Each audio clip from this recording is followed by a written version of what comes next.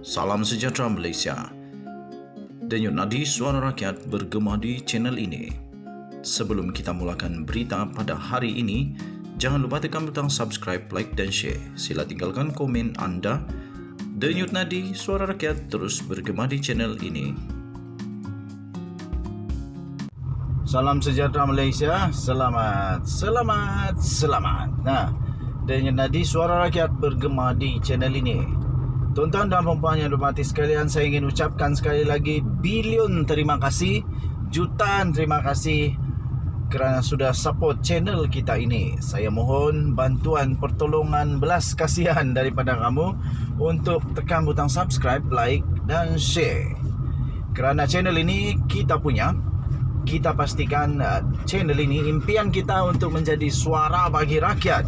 Pada tahun depan, hujung tahun depan, kita impikan supaya channel ini mendapat 500,000 subscriber, supaya kita boleh jadi channel yang amat berpengaruh dan boleh sampai ke telinga Datuk Seri Anwar Ibrahim dan menteri-menteri kabinet yang lain. Okey, tuan-tuan dan puan yang dihormati sekalian, terbaru ini tuan-tuan, pergolakan demi pergolakan terjadi. Sana sini bergolak. Lepas tu baru-baru ini pula, kalau tak silap kemarin, baru lagi UMNO pecat lagi orang-orang besarnya, veteran pun kena pecat juga.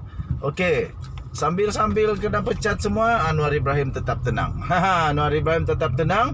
Dan terbaru ini, Anwar menghadap Seri Paduka Baginda yang di-Pertuan Agong, dan Timbalan Menteri pula akan angkat sumpah esok. Okey, so itu perkembangan terbaru bagi kerajaan negara Malaysia, kerajaan perpaduan, dan juga kerajaan perpaduan ini telah diilhamkan sendiri oleh Kebawah-Duli Yang Maha Mulia Seri Paduka Baginda yang di-Pertuan Agong Al-Sultan Abdullah Riyatuddin Al-Mustafa Billah Shah. Perdana Menteri Datuk Seri Anwar Ibrahim dijadualkan akan menghadap yang di-Pertuan Agong Al-Sultan Abdullah Riyatuddin Al-Mustafa Billah Shah pada petang ini bagi memaklumkan senarai timbalan menteri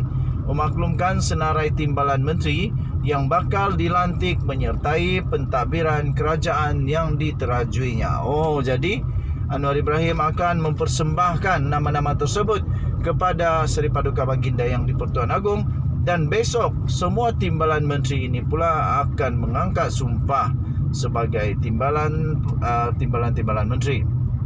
Sumber berkata ia bagi melengkapkan pentadbiran kerajaan selepas pelantikan 28 anggota kabinet yang telah mengangkat sumpah jawatan masing-masing pada 3 Disember yang lalu. Okey, so 3 Disember, hari ini berapa? 9 Disember, sudah 7 hari mereka secara rasmi menjadi menteri di dalam kerajaan perpaduan Datuk Seri Anwar Ibrahim dan juga semua parti-parti yang lain yang bertanggungjawab membentuk kerajaan perpaduan untuk menjunjung titah Seri Paduka Baginda yang di-Pertuan Agong. Lazimnya senarai timbalan menteri yang terpilih akan diumumkan oleh Perdana Menteri sebelum mereka mengangkat jawatan masing-masing, mengangkat sumpah jawatan masing-masing di hadapan yang di-Pertuan Agong esok. Okey, so satu lagi misteri yang pastinya akan dinanti-nantikan. Harap-harap kita akan lihat parti-parti yang belum menjadi menteri, belum ada menteri, wakil menteri di dalam parti politik itu dapat disenaraikan di dalam timbalan menteri. Sebelum ini BH melaporkan sekurang-kurangnya 35 nama merangkumi wakil daripada Pakatan Harapan, Barisan Nasional, Gabungan Parti Sarawak, Gabungan Rakyat Sabah, Parti Warisan, dan serta parti lain yang sedang dipertimbangkan untuk mengisi portfolio timbalan menteri. Okey, so kita jumpa lagi. Jangan lupa untuk tekan butang subscribe, like dan share untuk mendapatkan berita lengkap tentang perkara ini. Anda boleh layari BH online. Kita jaga kita, Malaysia kita punya. Kita jumpa lagi. Bye-bye. Salam sejahtera Malaysia. Denyut nadi suara rakyat bergema di channel ini. Sekali lagi, sarangi big love kepada semua yang sudah bersama-sama di dalam channel kita ini, yang sudah tekan butang subscribe, like, share dan komen. Terima kasih. Bagi kamu yang belum, saya mohon bantuan supaya tekanlah butang subscribe, like dan share serta komen, supaya kita menjadi channel yang besar, berpengaruh dan mudah untuk sampai menjadi aspirasi rakyat kepada Datuk Seri Anwar Ibrahim, Perdana Menteri Malaysia, dan semua menteri-menteri yang berkenaan. Sila tekan butang subscribe. Terima kasih. Okey, tuan-tuan dan puan-puan, setelah huha-huha bising sana sini berkenaan dengan projek tebatan banjir yang Rafizi dedahkan, yang dia dakwa bahawa projek itu telah diluluskan oleh menteri yang berkenaan pada ketika kerajaan sementara, hanya kerajaan sementara. Akhirnya Tuan Ibrahim Tuan Man telah mahu supaya Rafizi Ramli, orang yang bertanggungjawab yang membongkar kegiatan ini, supaya mohon maaf atau akan dibawa ke mahkamah. Rafizi jawab, jumpa di mahkamah. Dia siap bagi surat lagi, tarik surat pun ada. Akhirnya selepas semua itu, Tuan Ibrahim Tuan Man akhirnya mengakui perkara yang memang dahsyat, mengejutkan.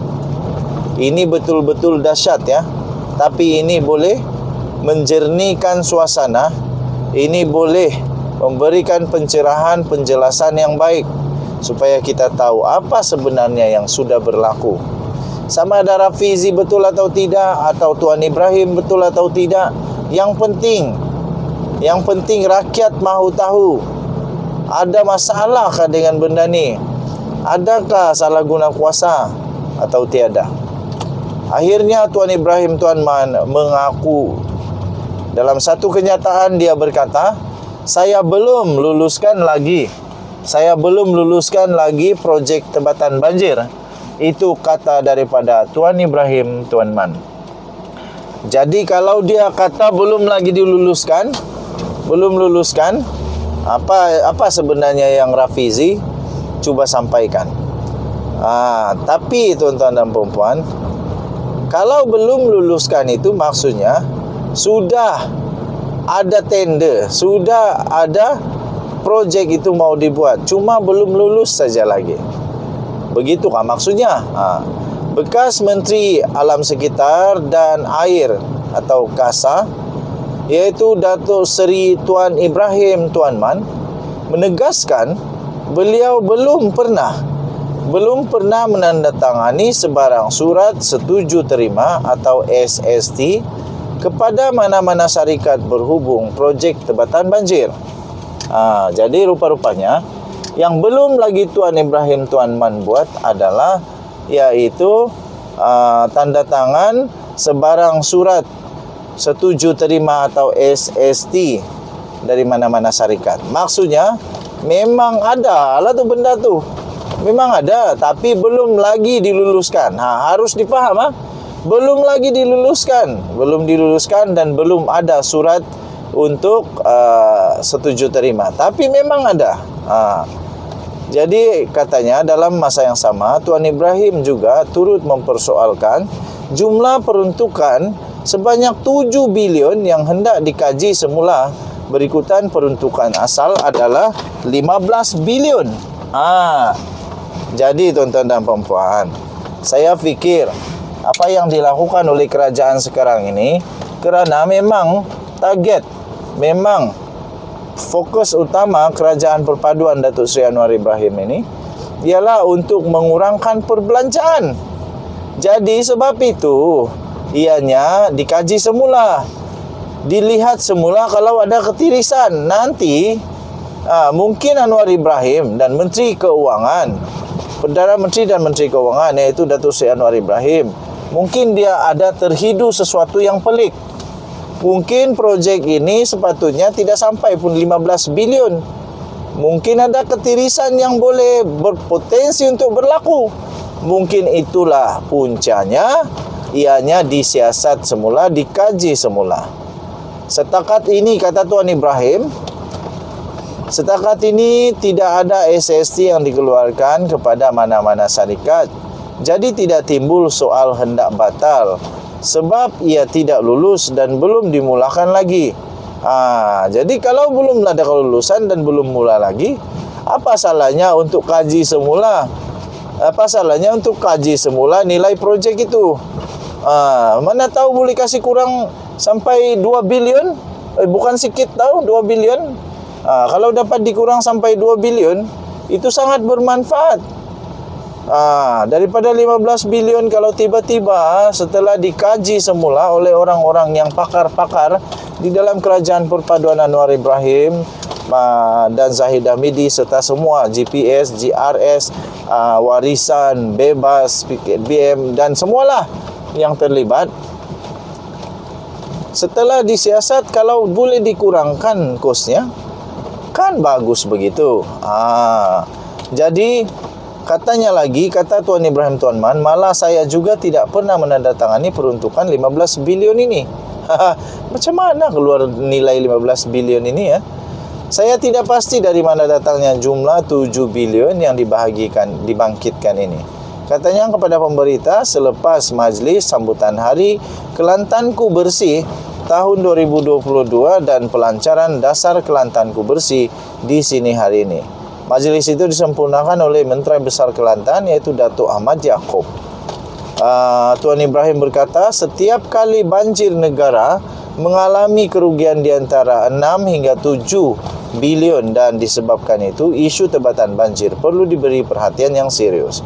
Contohnya katanya, tebatan banjir Sungai Golok perlu disegerakan bagi mengelakkan rantau panjang dan pasir mas tumpat dilanda banjir setiap tahun. Betul lah itu. Betul lah. Tapi yang hairannya kenapa dari dulu tidak dipikir, sekarang tiba-tiba baru terpikir habis. Okey, jadi saya sebagai rakyat jelata, saya juga menyeru kepada kerajaan pimpinan Datuk Seri Anwar Ibrahim ini untuk menyegerakan projek-projek yang begini dan harap jangan dibatalkan, malah tambah baik lagi. Tengok kualiti dia sebaik mungkin. Jadi saya harap kerajaan perpaduan ini dapat melaksanakan projek tebatan banjir ini dengan syarat tidak ada ketirisan, dilakukan dengan kualiti dan spek yang sepatutnya. Okey, jadi kita harap Datuk Seri Anwar Ibrahim dapatlah melaksanakan tugasnya sebagai Perdana Menteri dan menteri-menteri yang berkenaan juga. Kita jumpa lagi. Bye-bye.